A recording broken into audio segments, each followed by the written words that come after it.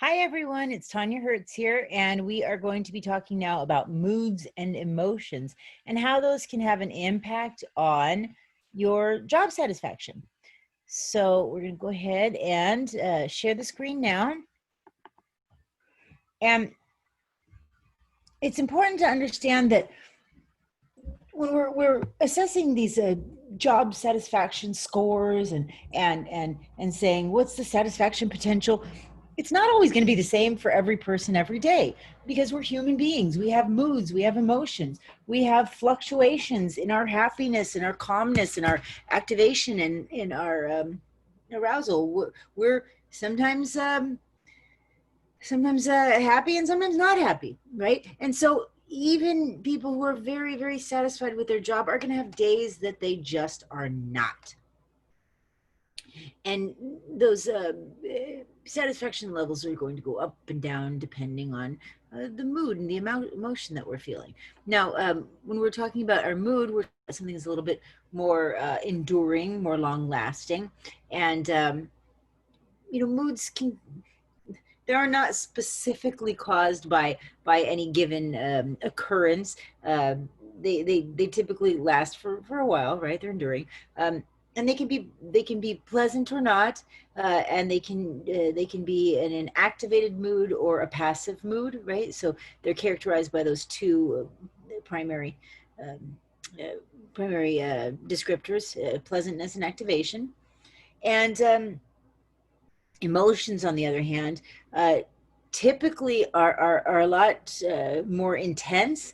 They're less enduring, and they typically last for a couple of minutes or so, and they tend to be much more directed at a specific cause or a specific person, specific circumstance. They're often triggered by an event. And they can be positive or negative, right? Positive can be joy or pride or relief. And then we have negative emotions, things like anxiety or nervousness or hostility. And you can see here, again, they're characterized by whether or not they're activated or deactivated. So activated means how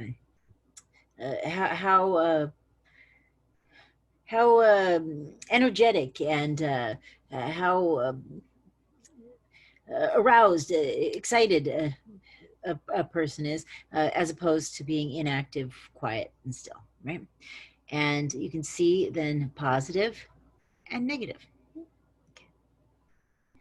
And it's important that we pay attention to things like this, because some jobs require a high level of emotional labor. So,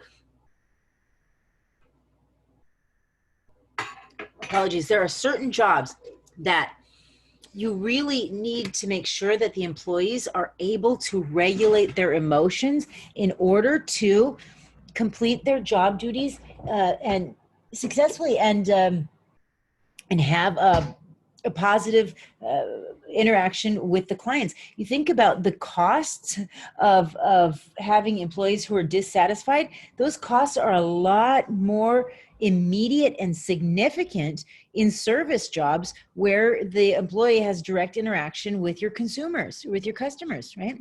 So this has a lot to do with the fact that emotions can be contagious. So we call it emotional contagion. It's when one person catches the emotion of another person.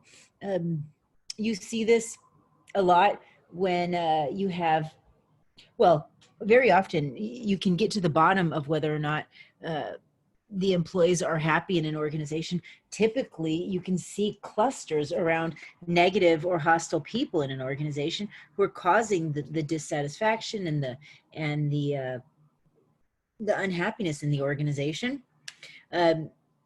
People catch others' moods. If you've ever tried to maybe at a work with any of the service type jobs that have somebody who's just a really hostile or unpleasant to person, emotionally unstable, nervous, unhappy, boy, that can just spread through an organization. So it's so important that really from the beginning of the hiring process that we pay attention to these kinds of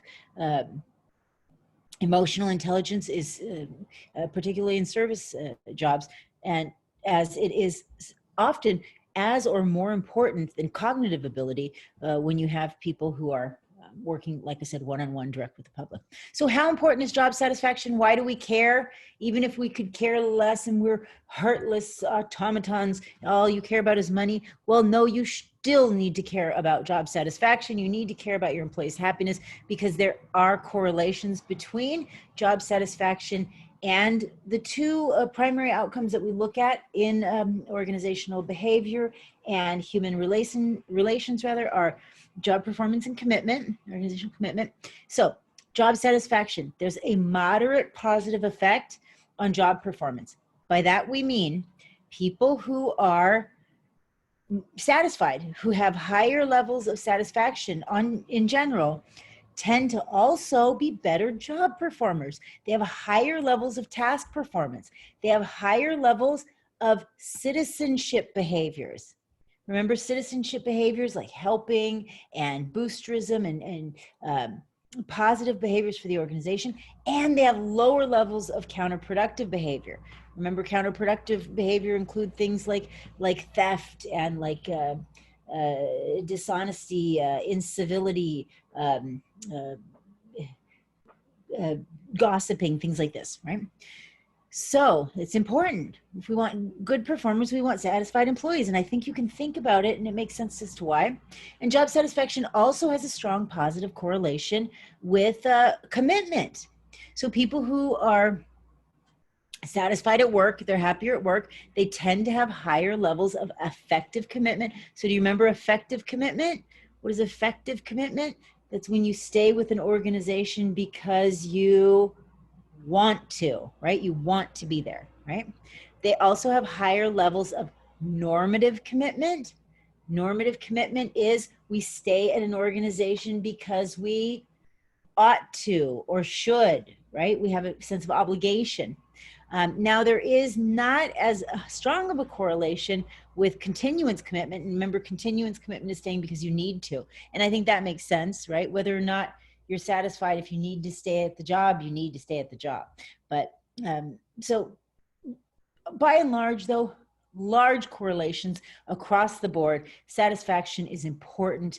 And so it is so important. It's so critical that you as a leader, you pay attention to your employees' happiness levels. Well, satisfaction and happiness is essentially synonymous, but it matters. It matters. Okay. And beyond that, it matters because satisfaction in our job is strongly correlated to satisfaction in our lives. So job satisfaction is related to life satisfaction, whether or not people feel happy and calm and have a decent life. We have an impact on that, right? I mean, that's a pretty big obligation. It's a pretty big sense of responsibility when you think about that. So it matters. These things matter. I hope that all of you will take these lessons to heart and remember that we as managers and supervisors have a big impact on our employees' lives, and we should take that seriously. It's important stuff, right? Okay, great. We will see you again very soon for the next lesson. Take care.